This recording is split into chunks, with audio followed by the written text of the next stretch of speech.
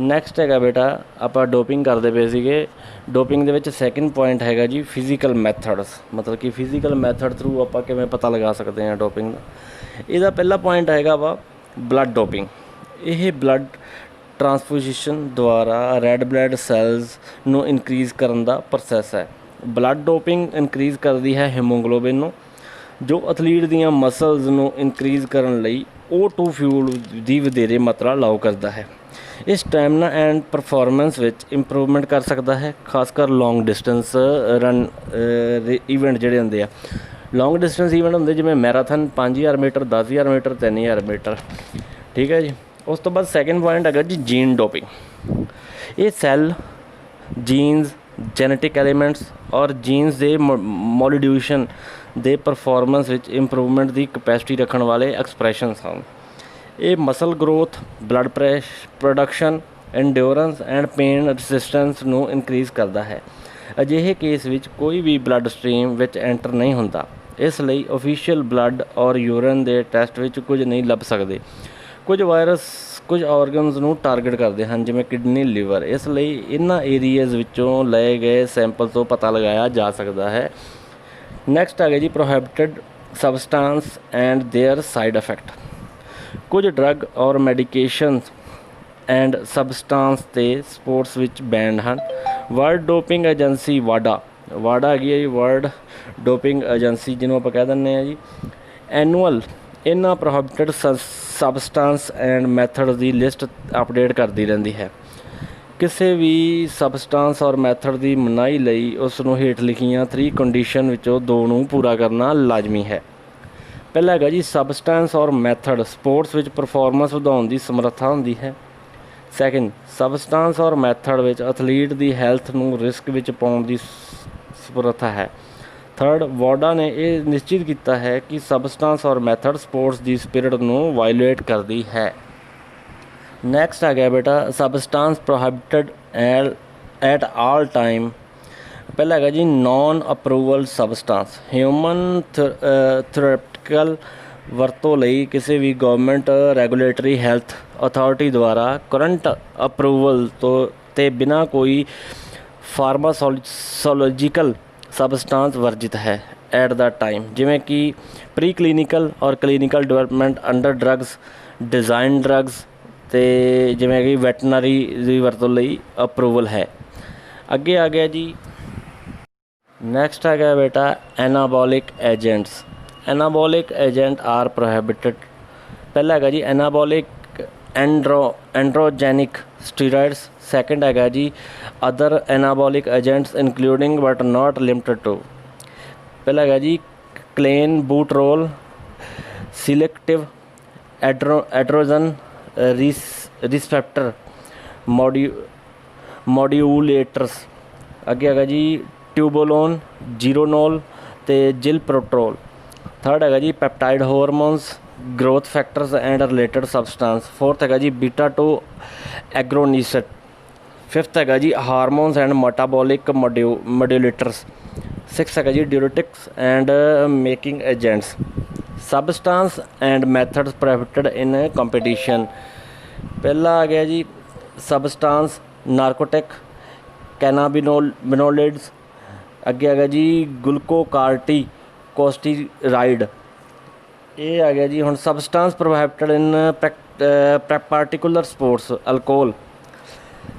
Alcohol ਨੂੰ ਸਿਰਫ ਹੇਠ ਲਿਖੀਆਂ ਸਪੋਰਟਸ ਵਿੱਚ ਹੀ ਕੰਪੀਟੀਸ਼ਨ ਪ੍ਰੋਹਿਬਿਟਡ ਵਿੱਚ ਹੁੰਦਾ ਹੈ। ਐਨਾਲਾਈਸਿਸ ਆਫ ਬਰੀਥ ਐਂਡ ਔਰ ਬਲੱਡ ਦੇ ਵਿਸ਼ਲੇਸ਼ਣ ਦੁਆਰਾ ਕੀਤੀ ਜਾਵੇਗੀ। ਡੋਪਿੰਗ ਵਾਇਓਲੇਸ਼ਨ ਥ੍ਰੈਸ਼ੋਲਡ 0.10 ਗ੍ਰਾਮ ਹੈ।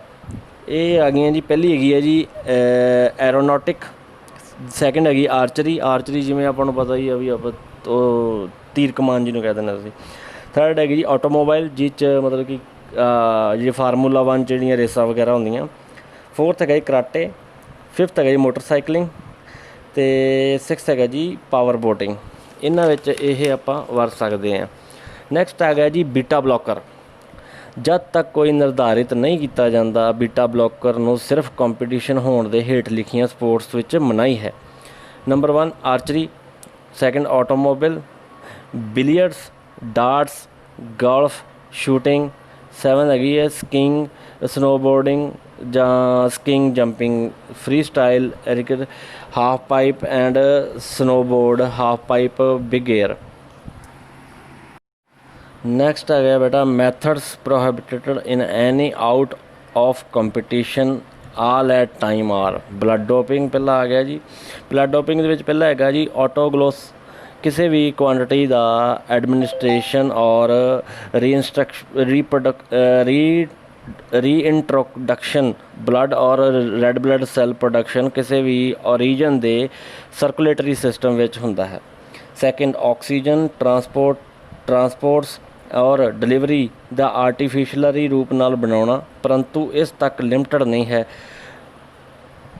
ਪਰ fluorochemicals efaproxiral and modified haemoglobin products excluding supplemental oxygen ਨੂੰ ਛੱਡ ਕੇ।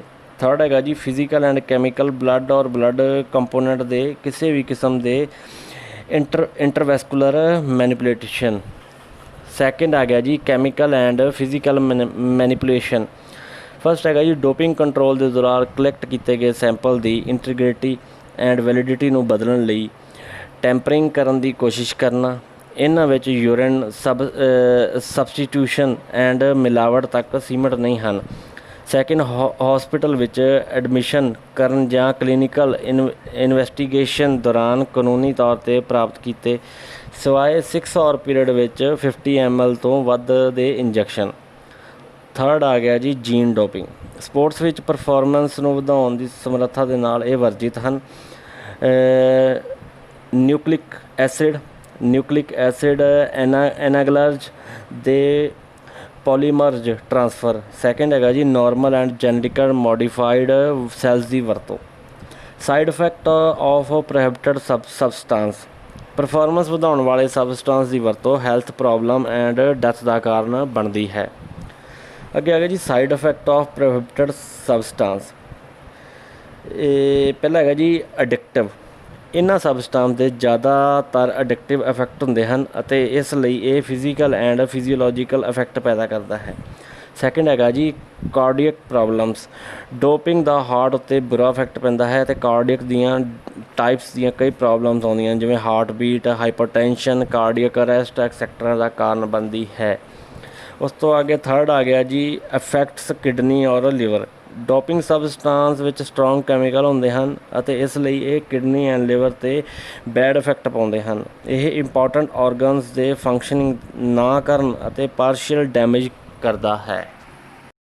ਨੈਕਸਟ ਹੈਗਾ ਬੇਟਾ ਜੀ D point unbalanced physiological behaviour. ਇਹ ਸਬਸਟੈਂਸਸ ਆਮ ਤੌਰ 'ਤੇ ਅਨਬੈਲੈਂਸ ਫਿਜ਼ੀਓਲੋਜੀਕਲ ਬਿਹੇਵੀਅਰ ਜਿਵੇਂ ਕਿ aggression, loss of concentration, loss of neuromuscular responses, insomnia and depression etcetera ਹੁੰਦਾ ਹੈ। ਈ ਪਾਰਟ ਹੈਗਾ ਜੀ ਇੰਪੋਰਟੈਂਟ। ਡੋਪਿੰਗ ਵਿੱਚ ਮੇਲ ਵਿੱਚ ਇੰਪੋਰਟੈਂਟ ਦਾ ਕਾਰਨ ਬਣਦੀ ਹੈ, ਭਾਵ shrinking of testicles, reduction of sperm production ਵਿੱਚ ਕਮੀ ਆਉਂਦੀ ਹੈ ਅਤੇ ਫੀਮੇਲ ਵਿੱਚ ਇਹ ਇਨਫਰਟੀਲਿਟੀ ਦਾ ਕਾਰਨ ਬਣਦੀ ਹੈ। ਇਹ ਅੱਗੇ ਹੈਗਾ ਜੀ ਐਫ ਪਾਰਟ ਡੀਹਾਈਡਰੇਸ਼ਨ। ਡੋਪਿੰਗ ਵਿੱਚ ਵਾਟਰ ਦਾ ਬਹੁਤ ਵੱਡਾ ਘਾਟਾ ਪੈਦਾ ਕਰਦੀ ਹੈ। ਇਸ ਤਰ੍ਹਾਂ ਹਾਈਡਰੇਸ਼ਨ ਦਾ ਕਾਰਨ ਬਣਦੀ ਹੈ। ਡੀਹਾਈਡਰੇਸ਼ਨ ਕਾਰਨ ਕ੍ਰੈਮ, ਹੀਟ ਸਟ੍ਰੋਕ ਅਤੇ ਹਾਈ ਟੈਂਪਰੇਚਰ ਐਕਸੈਕਟਰਾ ਹੁੰਦਾ ਹੈ। ਜੀ ਪਾਰਟ ਹੈਗਾ ਜੀ ਇਹਦਾ ਡਾਈਜੈਸਟਿਵ ਪ੍ਰੋਬਲਮ। ਇਹਨਾਂ 'ਤੇ ਬੈਂਡ ਡਰੱਗ ਜ਼ਿਆਦਾਤਰ ਡਾਈਜੈਸਟਿਵ ਔਰ ਗੈਸਟਰੋ ਪ੍ਰੋਬਲਮ ਦੇ ਕਾਰਨ ਬਣਦੀਆਂ ਹਨ ਜਿਵੇਂ ਕਿ loss of appetite, hormone variations, constipations, stomach ache etcetera ਇਹਦੇ ਨਾਲ ਹੁੰਦੀ ਹੈ। ਇਹਦੇ ਵਿੱਚ ਬੇਟਾ ਇੱਕ ਚਾਰਟ ਤਿਆਰ ਕੀਤਾ ਗਿਆ doping class, effect on performance ਅਤੇ ਡੇਂਜਰਸ ਸਾਈਡ ਇਫੈਕਟ। ਇਹ ਤਿੰਨ ਮੈਂ ਵਾਰੀ ਬੋਲੂਗਾ। ਪਹਿਲਾ ਹੈਗਾ ਜੀ stimulants, make athlete more alert and mask fatigue. ਜਿਹੜਾ ਇਫੈਕਟ ਪਾਉਂਦੀ ਆ ਬੰਦੇ ਨੂੰ ਜ਼ਿਆਦਾ ਅਲਰਟ ਕਰ ਦਿੰਦੀ ਆ ਅਤੇ ਥਕਾਵਟ ਵੀ ਨਹੀਂ ਹੁੰਦੀ। ਇਹਦੇ ਡੇਂਜਰਸ ਇਫੈਕਟ ਕੀ ਪੈਂਦੇ ਆ, can cause heart failure and addictive. ਇਹਦੇ ਨਾਲ ਹਾਰਟ ਫੇਲੀਅਰ ਹੋ ਜਾਂਦਾ ਅਤੇ ਐਡਿਕਟ ਹੋ ਜਾਂਦਾ ਬੰਦਾ। ਸੈਕਿੰਡ ਹੈਗਾ ਜੀ ਐਨਾਬੋਲਿਕ ਏਜੰਟ ਸਟੀਰੋਇਡਸ। ਇਹਦਾ ਜਿਹੜਾ ਪਰਫਾਰਮੈਂਸ 'ਤੇ ਇਫੈਕਟ ਪੈਂਦਾ।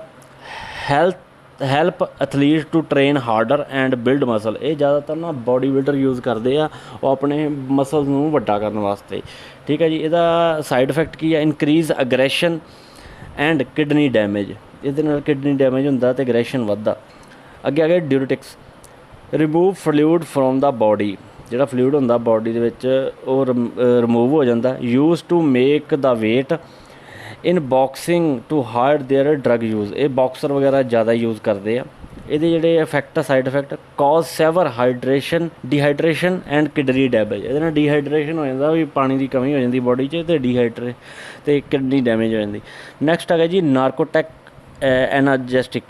ਨਾਰਕੋਟੈਕ ਕੀ ਹੁੰਦਾ ਬੇਟਾ, ਜਿਹੜੇ ਡਰੱਗਸ ਹੁੰਦੀਆਂ ਜਿਹੜੀਆਂ ਆਮ ਲੋਕ ਯੂਜ਼ ਕਰਦੇ ਆ, ਕੈਮੀਕਲਸ ਯੂਜ਼ ਕਰਦੇ ਆ, ਫੀਮ ਖਾਂਦੇ ਆ, ਪੋਸਟ ਵਗੈਰਾ, ਇਹ ਸਭ ਕੁਝ ਆ ਜਾਂਦਾ। ਮਾਸਕ ਪੇਨ ਕਾਜ਼ ਬਾਈ ਇੰਜਰੀ ਔਰ ਫਟੀਕ ਵਿਚ ਕੈਨ ਦਾ ਇੰਜਰੀ ਵਰਜ਼, ਅਤੇ ਇਹਦੇ ਜਿਹੜੇ ਸਾਈਡ ਇਫੈਕਟ ਆ ਅਡਿਕਟਿਵ, ਇਹਦਾ ਅਡਿਕਟ ਹੋ ਜਾਂਦਾ ਬੰਦਾ। Overdose can cause slow breathing, ਜੇ ਓਵਰਡੋਜ਼ ਹੋ ਜਾਏ ਤਾਂ ਨਾ ਬਰੀਥਿੰਗ ਸਲੋ ਹੋ ਜਾਂਦੀ ਹੈ। ਅੱਗੇ ਆ ਗਿਆ ਜੀ ਪੈਪਟਾਈਡ ਐਂਡ ਹਾਰਮੋਨਸ, ਇਹਦੇ ਵਿੱਚ ਜਿਹੜੀ ਪਰਫਾਰਮੈਂਸ ਸੀਗੀ ਅਸਰ ਪੈਂਦਾ EPO, red blood cells give more energy, EPO ਜ਼ਿਆਦਾ ਐਨਰਜੀ ਪੈਦਾ ਕਰਦੇ ਆ ਰੈੱਡ ਬਲੱਡ ਸੈਲ 'ਚ। HGH ਹਿਊਮਨ ਗਰੋਥ ਹਾਰਮੋਨਸ ਕਹਿੰਦੇ ਆ, ਬਿਲਡ ਮਸਲ ਕਰਦੇ ਆ, ਇਹ ਹਾਰਮੋਨਸ ਵੱਧਦੇ, ਇਹ ਵੀ ਬੋਡੀ ਬਿਲਡਰ ਜ਼ਿਆਦਾਤਰ ਯੂਜ਼ ਕਰਦੇ ਆ, ਹਾਰਮੋਨਸ ਨੂੰ ਯੂਜ਼ ਕਰਦੇ ਆ। ਇਹਦਾ side effect EPO the risk of stroke of heart problem, ਇਹਦੇ ਨਾਲ ਹਾਰਟ ਅਟੈਕ ਆਉਣ ਦਾ ਬਹੁਤ ਖਤਰਾ ਹੁੰਦਾ। HGH ਦਾ ਅਬਨੋਰਮਲ ਗਰੋਥ, ਹਾਰਟ ਡਿਜ਼ੀਜ਼ ਅਤੇ ਡਾਇਬਟੀਜ਼, ਆਰਟਰੀਜ਼ ਐਕਸੈਕਟਰਾ ਹੋ ਸਕਦਾ ਹੈ। ਗਠੀਆ ਜਿਹਨੂੰ ਡਾਇਬਟੀਜ਼ ਕਹਿ ਦਿੰਦੇ ਹਾਂ ਆਪਾਂ, ਹਾਰਟ ਡਿਜ਼ੀਜ਼ ਹੋ ਸਕਦੀਆਂ। ਨੈਕਸਟ ਹੈਗਾ ਜੀ alcohol, decrease hand eye coordination and impair judgement, ਇਹਦੇ ਨਾਲ ਕੀ ਹੁੰਦਾ ਜਿਹੜੀ ਆਪਣੀ ਆਈ ਐਂਡ ਹੈਂਡ ਕੋਆਰਡੀਨੇਸ਼ਨ ਹੁੰਦੀ ਆ ਉਹ ਘਟ ਜਾਂਦੀ ਹੈ, ਡਿਕਰੀਜ਼ ਹੋ ਜਾਂਦੀ ਹੈ। ਇਹਦੇ ਸਾਈਡ ਇਫੈਕਟ ਕੀ ਪੈਂਦੇ ਆ, can cause nervous system breakdown and weakness heart muscle, heart ਦੇ ਮਸਲ ਵੀਕ ਹੋ ਜਾਂਦੇ ਆ ਅਤੇ ਨਰਵਸ ਸਿਸਟਮ ਆਪਣਾ ਬ੍ਰੇਕਡਾਊਨ ਹੋ ਜਾਂਦਾ। ਲਾਸਟ ਹੈਗਾ ਜੀ ਤੰਬਾਕੂ, decreases oxygen level in the blood ਵਿਚ ਲੀਡਸ ਟੂ ਲੋ ਪਰਫੋਰਮੈਂਸ, ਇਹਦੇ ਨਾਲ ਕੀ ਆਕਸੀਜਨ ਲੈਵਲ ਬਲੱਡ ਵਿੱਚ ਲੋ ਹੋ ਜਾਂਦਾ, ਵੱਧ ਜਾਂਦਾ, ਜਿਹਦੇ ਨਾਲ ਲੋ ਪਰਫੋਰਮੈਂਸ ਆਉਂਦੀ ਹੈ। ਇਹਦੇ ਜਿਹੜੇ ਬੈਡ ਇਫੈਕਟ ਪੈਂਦੇ ਆ, can lead to respiratory problem and heart disease, respiratory problem ਆਉਂਦੀਆਂ ਅਤੇ ਹਾਰਟ ਡਿਜ਼ੀਜ਼ ਆਉਂਦੀਆਂ। ਜਿੰਨੇ ਵੀ ਬੇਟਾ ਆਪਾਂ ਯੂਜ਼ ਕਰਦੇ ਹਾਂ ਇਹ ਡੋਪਿੰਗ ਦੇ ਵਿੱਚ ਜਿਹੜੇ ਆਉਂਦੇ ਆ ਸਬਸਟੈਂਸ, ਇਹ ਸਾਰੇ ਜ਼ਿਆਦਾਤਰ ਹਾਰਟ 'ਤੇ ਦਾ ਇਫੈਕਟ ਪਾਉਂਦੇ ਹੀ ਪਾਉਂਦੇ ਆ। ਹਾਂਜੀ ਬੇਟਾ ਲਾਸਟ ਆ ਗਿਆ ਜੀ ਹੁਣ 10.7 dealing with alcohol and substance abuse. Alcohol and substance abuse ਦੀ ਦੁਰਵਰਤੋਂ ਆਲ ਸਪੋਰਟਸ ਐਂਡ ਕੰਪੀਟੀਸ਼ਨ ਦੇ ਜ਼ਿਆਦਾਤਰ ਲੈਵਲ ਵਿੱਚ ਹੁੰਦੀ ਹੈ। ਐਥਲੈਟਿਕ ਲਾਈਫ ਵਿੱਚ ਕਈ ਕਾਰਨਾਂ ਕਰਕੇ ਡਰੱਗ ਅਬਿਊਜ਼ ਦੀ ਦੁਰਵਰਤੋਂ ਕਾਰਨ ਬਣ ਸਕਦੀ ਹੈ, ਜਿਸ ਵਿੱਚ ਪਰਫਾਰਮੈਂਸ ਵਿੱਚ ਵਾਧਾ, ਸੈਲਫ ਟਰੀਟ ਕਰਨਾ, ਨਹੀਂ ਤਾਂ ਅਨਟਰੀਟਡ ਵਾਲੀ ਮੈਂਟਲ ਇਲਨੈਸ ਐਂਡ ਸਟ੍ਰੈਸ ਨਾਲ ਡੀਲ ਕਰਨਾ ਸ਼ਾਮਿਲ ਹੈ। Performance injury, physical pain and retirement sports ਤੋਂ ਇਹ ਕਾਰਨ ਬਣਦੇ ਆ ਇਹਨਾਂ ਦਾ, ਜਿਹੜਾ ਆਪਾਂ ਅਲਕੋਹਲ ਦਾ ਜ਼ਿਆਦਾ ਯੂਜ਼ ਕਰਦੇ। ਅਜਿਹੇ ਸਬਸਟੈਂਸ ਦਾ ਸੇਵਨ ਨੂੰ ਡੋਪਿੰਗ ਕਿਹਾ ਜਾਂਦਾ ਹੈ, ਜੋ ਸਪੋਰਟਸ ਵਿੱਚ ਚੀਟਿੰਗ ਵਜੋਂ ਮੰਨਿਆ ਜਾਂਦਾ ਹੈ। ਇਸ ਲਈ ਪੂਰੇ ਵਰਲਡ ਵਿੱਚ ਇਹ ਬੈਨ ਹੈ। ਸਪੋਰਟਸ ਪਰਸਨ ਵਿੱਚ ਅਲਕੋਹਲ ਐਂਡ ਅਦਰ ਸਬਸਟੈਂਸ ਦੀ ਵਰਤੋਂ ਨਾਲ ਡੀਲ ਕਰਨ ਲਈ ਐਂਟੀ ਡੋਪਿੰਗ ਏਜੰਸੀ, ਜਿਹਨੂੰ ਆਪਾਂ ਵਾਡਾ ਕਹਿ ਦਿੰਦੇ ਹਾਂ, ਉਹ ਬਣਾਈ ਗਈ ਹੈ, ਦੁਆਰਾ ਐਥਲੀਟ ਦਾ ਡੋਪ ਟੈਸਟ ਕੀਤਾ ਜਾਂਦਾ ਹੈ। ਇਹ ਏਜੰਸੀ ਸਪੋਰਟਸ ਵਿੱਚ ਡੋਪਿੰਗ ਚੈੱਕ ਐਂਡ ਕੰਟਰੋਲ ਕਰਦੀ ਹੈ। ਇਹ ਟੈਸਟਿੰਗ ਲਈ technical and financial help provide ਕਰਦੀ ਹੈ। ਇੰਡੀਆ ਵਿੱਚ ਵਾਡਾ ਅਧੀਨ ਆਉਂਦੀ ਕੰਟਰੋਲਿੰਗ ਬੋਡੀ ਦਾ ਨਾਮ ਨੈਸ਼ਨਲ ਐਂਟੀ ਡੋਪਿੰਗ ਏਜੰਸੀ ਹੈ, ਜਿਹਨੂੰ ਕਹਿੰਦੇ ਨੇ ਨਾਡਾ ਕਹਿੰਦੇ ਰੱਖਿਆ ਗਿਆ ਹੈ। ਜੇ ਡੋਪਿੰਗ ਦਾ ਸ਼ੱਕ ਹੋਵੇ ਤਾਂ ਐਥਲੀਟ ਦਾ ਕਿਵੇਂ ਵੀ ਟੈਸਟ ਕੀਤਾ ਜਾ ਸਕਦਾ ਹੈ। ਕਿਸੇ ਵੀ ਗੇਮ ਔਰ ਕੰਪੀਟੀਸ਼ਨ ਦੇ ਦੌਰਾਨ ਕੰਪੀਟੀਸ਼ਨ ਤੋਂ ਟੈਸਟ ਕੀਤਾ ਜਾ ਸਕਦਾ ਹੈ। ਆਮ ਤੌਰ 'ਤੇ ਟੈਸਟਿੰਗ ਕੰਪੀਟੀਸ਼ਨ ਤੋਂ ਬਾਅਦ ਕੀਤੀ ਜਾਂਦੀ ਹੈ, ਪਰ ਕੰਪੀਟੀਸ਼ਨ ਦੇ ਦੌਰਾਨ ਵੀ ਕੀਤੀ ਜਾ ਸਕਦੀ ਹੈ। ਕੁਝ ਐਥਲੀਟ ਆਪਣੀ ਡਰੱਗਸ ਨੂੰ ਟ੍ਰੇਨਿੰਗ ਦੇ ਸਮੇਂ ਰੀਸ਼ੈਡਿਊਲ ਕਰਦੇ ਹਨ ਤਾਂ ਜੋ ਉਹਨਾਂ ਨੂੰ ਕੰਪੀਟੀਸ਼ਨ ਦੇ ਸਮੇਂ ਉਹਨਾਂ ਦੀ ਬੋਡੀ ਵਿੱਚੋਂ ਕਲੀਅਰ ਕੀਤਾ ਜਾ ਸਕੇ। ਟੈਸਟਿੰਗ ਦੇ ਨਿਊ ਮੈਥਡ ਦੀ ਜ਼ਰੂਰਤ ਹੈ ਤਾਂ ਕਿ ਦੋਸ਼ੀਆਂ ਨੂੰ ਫੜਿਆ ਜਾ ਸਕੇ। ਸਿਡਨੀ ਓਲੰਪਿਕਸ ਦੌਰਾਨ 3000 ਤੋਂ ਵੱਧ ਐਥਲੀਟਾਂ and player the doping involve ਪਾਏ ਗਏ ਸਨ। ਓਲੰਪਿਕ ਹਿਸਟਰੀ ਵਿੱਚ ਇਹ ਪਹਿਲੀ ਵਾਰ ਸੀ ਜਦੋਂ ਡੋਪਿੰਗ ਵਿੱਚ ਸ਼ਾਮਿਲ ਹੋਣ ਲਈ ਇੰਨੀ ਵੱਡੀ ਗਿਣਤੀ ਵਿੱਚ ਹਿੱਸਾ ਪਾਇਆ ਗਿਆ। ਇੰਟਰਨੈਸ਼ਨਲ ਓਲੰਪਿਕ ਕਮੇਟੀ ਡੋਪਿੰਗ ਦੀ ਵਰਤੋਂ ਰੋਕਣ ਲਈ ਪੂਰੀ ਕੋਸ਼ਿਸ਼ ਕਰ ਰਹੀ ਹੈ। IOC ਨੇ ਉਹਨਾਂ ਡਰੱਗਸ ਦੀ ਲਿਸਟ ਅਨਾਊਂਸ ਕੀਤੀ ਹੈ ਜਿਨ੍ਹਾਂ ਨੂੰ ਪਲੇਅਰ ਐਂਡ ਐਥਲੀਟ ਦੁਆਰਾ ਕਿਸੇ ਵੀ ਕੰਪੀਟੀਸ਼ਨ ਦੇ ਦੌਰਾਨ ਔਰ ਇਸ ਤੋਂ ਪਹਿਲਾਂ ਵਰਤਣ ਦੀ ਆਗਿਆ ਨਹੀਂ ਹੈ। ਹੁਣ IOC ਕੀ ਹੈ? International Olympic committee. Doping control competition ਦੇ ਦੌਰਾਨ ਹੁੰਦਾ ਹੈ ਅਤੇ ਬਿਨਾਂ ਕਿਸੇ ਐਡਵਾਂਸ ਨੋਟਿਸ ਦੇ ਹੁੰਦਾ ਹੈ। ਐਥਲੀਟ ਨੂੰ ਲਾਜ਼ਮੀ ਤੌਰ 'ਤੇ ਉਹਨਾਂ ਦੀ ਵਰਤੋਂ ਤੋਂ ਪਹਿਲਾਂ ਸਾਰੀਆਂ ਮੈਡੀਕੇਸ਼ਨ ਦੀ ਜਾਂਚ ਕਰਨੀ ਚਾਹੀਦੀ ਹੈ ਅਤੇ ਇਨਸ਼ੋਰ ਕਰਨਾ ਚਾਹੀਦਾ ਹੈ ਕਿ ਉਹਨਾਂ ਨੇ ਜ਼ਰੂਰੀ ਪੇਪਰ ਵਰਕ ਫਿਲਡ ਕੀਤਾ ਹੈ। ਡੋਪਿੰਗ ਕੰਟਰੋਲ ਰੂਲਸ ਦੀ ਸਖਤੀ ਨਾਲ ਪਾਲਣਾ ਕਰਨੀ ਪੈਂਦੀ ਹੈ। ਇਹ ਆ ਬੇਟਾ ਆਪਣਾ ਚੈਪਟਰ ਨੰਬਰ 10 ਡੋਪਿੰਗ ख़त्म हो गया जी। Thank you very much.